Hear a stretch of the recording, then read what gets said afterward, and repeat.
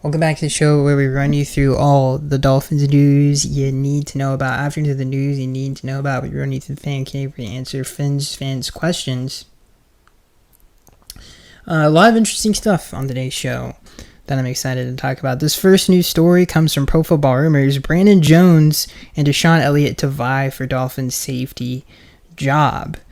A lot of really interesting stuff in here. Barry Jackson of the Miami Herald notes one of the biggest reasons why the Dolphins didn't even offer Jordan Poyer an offseason contract, which was, if you guys don't remember, Jordan Poyer was actively saying he wanted to be a Dolphin, which was weird. And one of the reasons they never made him a contract offer, as Barry Jackson notes, is that they do believe in the tandem of Javon Holland and Brandon Jones. They like the tandem. But just to be sure, Deshaun Elliott obviously coming in, they ended up signing a safety as an insurance policy in case Brandon Jones doesn't recover from the ACL, as well as they hope. So, really interesting stuff. Barry Jackson carrying the game in terms of Dolphins beat writing and reporting, as he normally does. But it's going to be an interesting battle between the two. The fact that it is going to be an open competition with these two, and especially since Vic Fangio is really trying to figure out where everybody's going to play and what everybody's role is. And this is a completely different scheme than Brandon played in his entire NFL career. It's very different. So it's going to be interesting to see how he does. I think this scheme fits his skill set because he is such a versatile player. I was never down on Brandon's covering ability. I never thought the criticisms of that I thought were a little bit overblown. Obviously, he's a phenomenal blitzer. Hopefully, he can come back healthy. You know, the Dolphins have really nice safety depth with Deshaun Elliott and even Vernon McKinley, who I thought came in and played really well. One of his nicer games was against the Texans. So they have a lot of safety depth to work with in case people either don't perform or someone gets hurt. They do have a lot of depth there, and they have a lot of versatile corners that can play safety too if they needed them to. So it's a really nice room. It's going to be interesting to see who wins that job opposite Javon Holland. One of the things that I think is interesting about this particular competition is that two totally different players. I think Brandon Jones is a much better player than Deshaun Elliott is, probably at the line of scrimmage. Even though Deshaun's not bad at it, he's a good tackler, he's a good athlete. I just think Brandon all around has probably a bigger upside than Deshaun Elliott does. And I've always liked Brandon Jones, especially those last 2 seasons. I think he's really coming to his own, so I'm excited to see what he does in a Fangio offense. But it's definitely a positional battle to keep your eye on. It's very interesting that the Dolphins... it says a lot about Brandon Jones that they didn't want to replace him. And I wonder how many of those conversations they had. I mean, I assume they had a lot of those with Vic, since he is the new DC coming in. But I think it makes me feel even better as a fan to know that Vic likes him as a safety. But we'll see when training camp comes along and preseason who ends up taking the job. But I think Brandon Jones, if he can come back healthy, opposite Javon Holland, I think is a nicer mix than him and Deshaun Elliott. But we'll see what happens. And even more positional news, this next news story comes from Pro Football Rumors. Dolphins eyeing slot work for Jalen Ramsey. It goes on to say, again, Barry Jackson of the Miami Herald, and this is what comes from this little bit right here comes from the Miami Herald and Barry Jackson. There's an expectation that the ratio of snaps will continue to shift towards the slot in Miami, according to Barry Jackson of the Miami Herald when talking about Jalen Ramsey. He's going to play most of his snaps on the outside. At least that's the expectation from the Dolphins. And Kader Kohou looks like he, at least at the start of the training camp, will get the majority of the snaps at slot. So Jalen is still going to play on the outside, but they're going to move him around, similar to what they did in LA with Sean McVay. Obviously, they ran a very similar system to the Vic Fangio system with the Rams. So I wouldn't be surprised if he did some of that star position, as they called it, with him moving him around a lot. It'll be interesting to see what they do with Cater, because I think Cater has such a great upside that what personnel group would you really want Cater to move out of the slot position? And I'm interested to see how well Cater plays in the system, because again, it is a much different system than a year ago, excuse me. It's a much different system than the Josh Boyer system. But I think Cater is going to be fine. I think he's such a talented player that it's not going to matter. I also think he has the physicality, the athleticism, and the tackling ability to play safety if he needed to. So I'm going to be interested to see how... It's a very versatile secondary. But I'm interested to see how they line up, especially week 1. That's going to be really interesting. And really just watching this defense form, just like we were talking about DeShon Elliott and Brandon Jones. And, he likes to do a lot of things on the back end, disguising Vic does. And he gets a big opportunity to do that with the corners that he has, and the depth at corner especially is really, really nice. I'm looking forward most to seeing Xavier Howard and Jalen play on the outside. And Cater Kohu in the slot. I think that's the most exciting lineup, for at least for me. But I don't think this news comes as any surprise to anybody that he will. Jalen will move around the defense and play a little slot. It just will be interesting to see what personnel groupings those will end up being, and what will the other guys be doing when he moves into the slot. And again, it says that it's going to be, if you guys can read the full article, but they do go on to say that it'll be a lower snap count in the slot than it would be on the outside. So it's not like they're going to only play him in the slot, if that makes any sense. Like, again, it says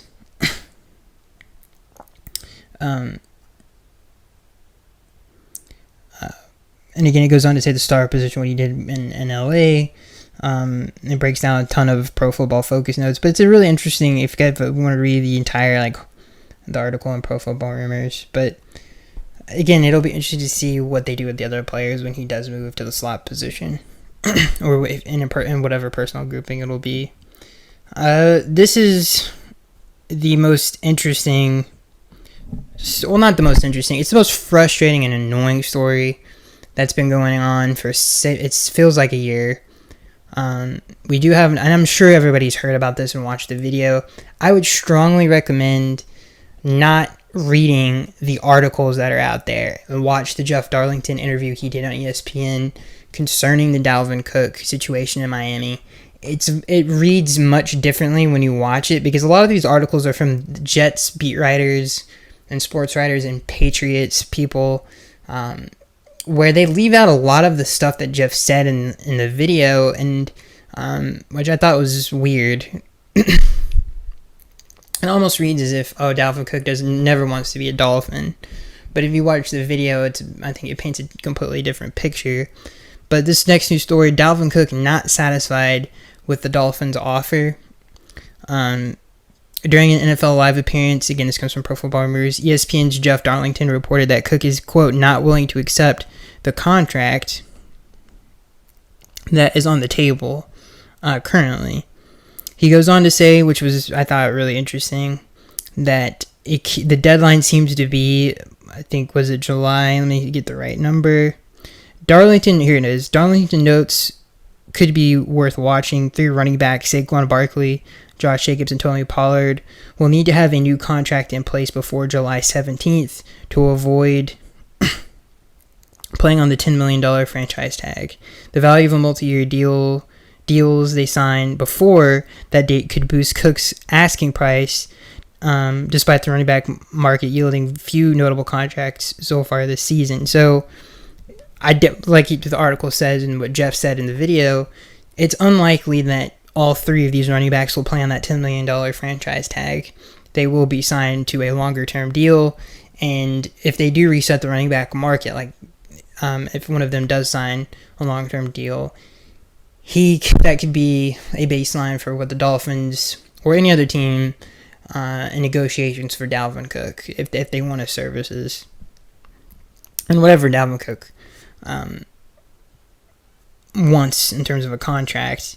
But apparently the rumor is that the contract that was on the table, or at least currently was on the table, was worth $4 to $5 million. And Dalvin obviously wants more money than that. But Jeff Darlington did go on to say, and I, again, would strongly recommend watching the video. I wish I could play like the sound bite of it. It'd be cool. But he did say at the end of the interview, the Dolphins and Dalvin Cook there's still interest there to get a deal done between the two parties. So it's not like, oh, I'm never going to be a Dolphin again, Jarvis Landry style. There's still interest between the two parties to get a deal done. It's just they disagree on money. We'll see if that ever changes. But at least there's still, I think, a possibility.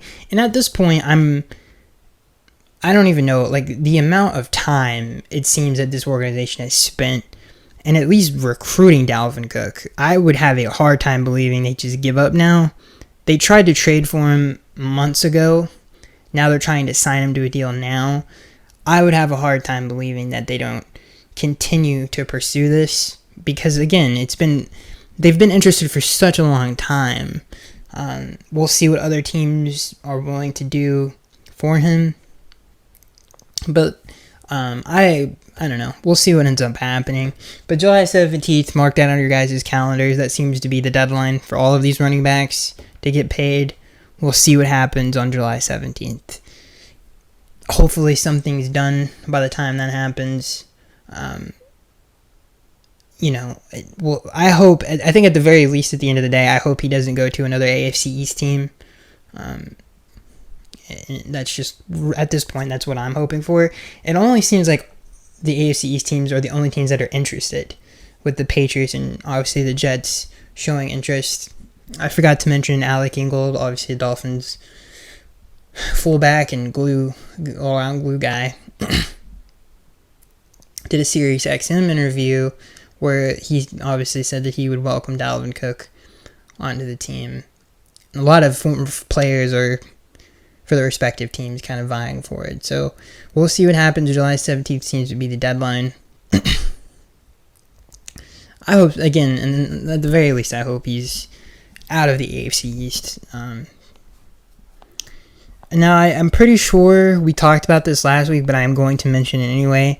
The Dolphins did finally finalize all the deals with the 2023 NFL draft class. They ended up signing Cam Smith, which is great. So then all of the entire class has been signed, which makes it easier to plan for Dalvin Cook. Obviously, they still have Christian Wilkins. Connor Williams' situation, it doesn't seem like that's going to... Maybe that resolves in a long-term deal. I doubt it. And then obviously they still have Zach Sealer, who's wanting a pay raise as well. So again, they have a lot of decisions they have to make, but I hope that, I don't know, hopefully the Dalvin Cook situation gets resolved in a positive way. That's it for the news. I think we covered everything. A lot of interesting stuff with, obviously, Deshaun Elliott and Brandon Jones. That's going to be really interesting. We're seeing where Jalen Ramsey and some of the personnel groupings that Vic's going to throw out there. That's going to be really fun as well, especially in preseason. I hope to see the majority of the time, though, with X and Jalen on the outside. I think that's what we all want. And Cater, just having them all three on the field at the same time, and Javon Holland back there, it's just pretty awesome. This first news story, as we go into the fan Q&A, that's it for the news. Or not the first news story, this first question. I'm losing my mind. This first question comes from Richard. He said his question is, Chosen Anderson will be the fourth wide receiver. Barrios will be the slot receiver. Watch out for undrafted receiver Dawood Davis. He has nice size and he's a deep threat at 4.4 speed. We talked about this last week. I think that it's going to be interesting to see how the personnel groupings work this year because, again, and we've talked about this before, but last year, and I think this is the biggest flaw of Mike McDaniel as a head coach last year, was his personnel groupings were very predictable, and you could tell what plays we were going to run by what players are on the field. Trent Sherfield, if he was in the game, the majority of the time it was a run. And I think the biggest reason is just because Tyreek Hill and Jalen Waddle aren't good run blockers because they are very small players. So because of that, a lot of the times last year, when you saw Trent on the field with Cedric Wilson, you were like, okay, the defense kind of really sold out for the run, and they weren't really too concerned about whatever the heck play we were going to run on the field. Without Hill and Waddle out there, you're like, well, whatever. There wasn't really a big threat. And not to mention the fact that Mike Gesicki is not a good run blocker at all. That really, really limited Mike in terms of deceptive personnel groupings. It's like, okay, this is really the only lineup I have that can run the football, and it's just a dead giveaway of what we're going to do. I think this year's team, with all the additions, especially at tight end, they got a lot of really good physical run blockers in the offseason. It's going to be interesting to see who and how he uses his personnel this year, especially to help the run game, because Robbie Anderson is a more talented player than Trent Sherfield. Robbie Anderson also is not a great run blocker. So it's going to be interesting to see, okay, when we are in heavier sets, when we are going to run the football, who's in there, what does the lineup look like? And I think the offensive line is a significantly better run blocking unit than it was a year ago. But the point, and to answer your question, Richard, is that you're right. I think unless Robbie Anderson, I highly doubt he'll play in the slot. And I do think you will see lineups, though. I do for sure think you will see lineups with Hill, Waddle, and Anderson on the field at the same time, for sure. And more of a spread look. But I do think that Braxton Berrios will be your primary slot receiver, and I think Robbie will take the duties of some of the things that you saw Trent Sherfield do last year, and come in on some of those sets, and to give Waddle, Hill a breather. I think that's most of the time you will see Robbie out there. But I'm very excited to see all three of those guys on the field at the same time. And what does that look like? So there's a lot of different things that they can do with the way the offense can look, and I think that's an area Mike can improve on is his personnel groupings. I think to be just a little bit less predictable, and that helps when you can run the football. And again that helps the play action game, and that'll really open up the offense. And that's another issue, and that wasn't Mike's fault. It was the personnel's fault. The team was very one-dimensional, and that was another issue of the team last year, especially on offense. So if the run game can get going, that's really going to open up a lot of different things. Even if Hill and Waddle aren't on the field, if the Dolphins can run the football, you still would have to worry about that. So. And then and I think that's definitely going to improve this year with the way that the offensive line looks. This next question comes from Trey, 64-2. He says, do you think the Dolphins really need Cook? And does he make a big difference in or out of Miami? Yeah, I do think he does make a big difference. He's a playmaker. He is a very, very good, has a phenomenal feel for the game, and has a great ability to read blocks, and can just feel out plays. And that's what all great running backs do, is they just see things that other players don't, and they take advantage of plays to be had, and they don't miss them. And I think Dalvin Cook, especially with his speed and his open field ability, is another great asset of his. And again, he doesn't have to have, in this offense, he's not going to be ran into the ground either. But he just, and especially since the middle of the field, and this is another reason Braxton Berrios might have a great season, the middle of the field last year, if you watch how defenses played us, was wide open. And a lot of the games, that we played. And so that'll help with Dalvin Cook being a Dolphin. He can catch little dump passes over the middle. There's literally no one going to be there because of how teams have to play us. And he can take a 5-yard route 30 yards because he's so good in the open field and he's such an asset after the catch. So he not only does he help the passing game, but he helps the run game. And he's a playmaker. And he's a very different type of playmaker than Hill and Waddle, which is a good, I think, contrast to what they do well. And he fits Mike's offense. And I'm sure Mike is pushing for this hard, as he's pushed for some of the other players that we've added. But I do think he would make a big difference on any team he goes to because he is such a good player. This next question comes from SM. He says, if Tua misses 5 or more games this season, do we make plans, if Tua, let me read that. If Tua misses 5 or more games this season, do we make plans to move on? And how would we move on? I don't think 5 games is a fair number. I think if it exceeds anything over 7, then maybe 7 is the magic number. I don't know. If he misses a lot of time, then for sure this team would move on from Tua if he misses a lot of time again, especially if it has anything to do with concussions or any injury for that matter. I think that they would move on. How would they do it? I mean, with the way that the off seasons have worked in the NFL the last few years, you really never know who's available. So who knows how they would go about it? And to answer that question,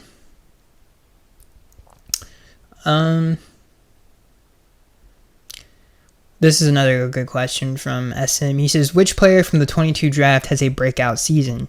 Channing Tindall or Eric Ezukama? That's a tough question. I think in terms of my eye test and watching the players, especially in preseason last year, I think Eric has the biggest chance to. I think he had a phenomenal preseason last year. People forget that. And he does solve that personal grouping problem that I was talking about because he is such a big dude. He's a phenomenal run blocker, and he's a threat in the receiving game. So maybe they want to use him in that Trent Sherfield role to be the primary lead blocker as a receiver, run behind wherever Eric is on the field, if it's more of an outside play. Or they could get him involved in creative ways in the run blocking because he is a good run blocker. So I hope that they give Eric a shot. They never gave him a shot last year for whatever reason. But hopefully they can kind of carve out a role for him this year. And don't forget, they still have Cedric Wilson on the roster as well. There's just this preseason is going to be really interesting. Let's see here. This last question is really kind of not the great. It's not. Nobody wants to hear this. Is basically what I'm. It's not the question's fault. This next question comes from Mike Lewis. He says, Skaggs, what is the origin story of how you became a Dolphins fan? It's kind of a lame one to end it off on. I'm sure a lot of people, if they haven't already clicked off, have already clicked off at this point. But the way that this is literally what happened. This is many years ago. many years ago. But there were certain people in my family that liked the Dolphins, and they were not hardcore Dolphins fans. They were like, I don't know how to explain it. I mean, they're obviously from Florida, all that. I think you just call yourself a Dolphins fan. It was one of those situations. But one day, I was really getting into sports and football in particular. And I looked at, there was a big, sheet or poster. I don't know why I said sheet. It makes no sense. Like a poster of all the NFL logos. And obviously, the only team that I really knew was okay, I know the Dolphins. So that's the team I picked. I was looking at all the logos and I said, that's my team. It's like choosing a starting Pokemon. If you guys are familiar with that, that's just what I chose. And ever since then, I've been a very obsessive Dolphins fan. And very hardcore Dolphins fan for many years. So that is how that happened. That's how it happened. That's how it went down. But anyway, that's it for today, ladies and gentlemen. I hope it was just, I was like, this is kind of a convoluted 2 stories to start with. Because there weren't a lot of exact quotes from, like, oh, who said that Jalen Ramsey was going to play more in the slot? There was really any quote from anybody in the Dolphins organization about that. It was just Barry Jackson saying, yeah, this is what he's heard. But hopefully it came across okay. But anyway, that's it, ladies and gentlemen. Let me know what and again, I hope this Dalvin Cook thing gets resolved. I think we've all been kind of clicking on and off of this thing for months now. If he does end up being a Dolphin, that'll be. I think honestly at this point, I think it would be like winning a game on Sunday. That's how happy everybody would be in the community. And it would just be a sick like poster to have. Just Jalen Waddle, Tyreek Hill, and Dalvin Cook and Tua. That would be a sick poster to have. But anyway, that is it. Hope you guys enjoyed, and I'll see you guys in the next one.